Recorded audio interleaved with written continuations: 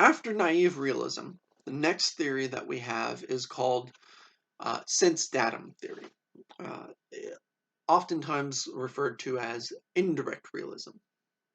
Uh, sense-datum theory says that the position is that what we know is, about ordinary objects is known indirectly through sense data. Right? So these objects do exist, but we don't know them directly in the same way that we do with direct realism. Right? The redness of the cap is something we know through the data that makes up red, that makes up its cylindrical nature, or slightly cylindrical nature, and all of that. Right? It's a bit like sending a text message. Think of perception in this way, similar to sending a text message, right?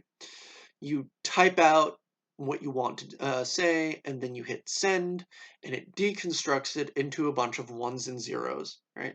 A bunch of binary encoded information, sends it off to another phone, and then reconstructs it, or reconstructs that information based off of that those ones and zeros that make it up. That's what we're doing, right? Just like with direct realism, the objects do exist in a particular way, but unlike direct realism, we don't know it directly. We know it through the sense datum that our senses pick up, deconstruct, and then reconstruct in the brain, right? Just the same way that sending a text message does that, right? So for sense datum theory, what we experience is fundamentally a relation to a non-ordinary object, the sense datum. Right? Sense datum is what makes up our experiences of ordinary objects. Right? Redness, cylindricality, all these features. There's sensory information that makes them up. Right? But the sensory information is the most basic unit, not the object itself, not the redness. So we don't know them directly. And then the second level is that the character of this experience, right, the character of knowledge, right, is explained by the real presence of sense data and their qualities in experience. Right? So sense data is what's there in experience. It's what's present in our experience. It's what's of the real objects is forced upon us, right? Is forced upon our senses. It's what our senses are open to.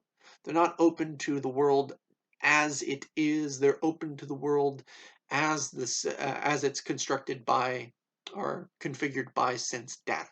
Right. So things like color for sight, vibrations for sound, right?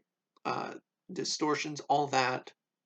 The sense data that the various senses are attuned towards are what we pick up, and then we reconstruct them. And they do exist in a real way and say real things about the world, but we know it through kind of a two-step process, right? The world exists in a particular way, and since data gets put in, right, and then reconfigured, right, in our minds to express that knowledge, express itself as knowledge.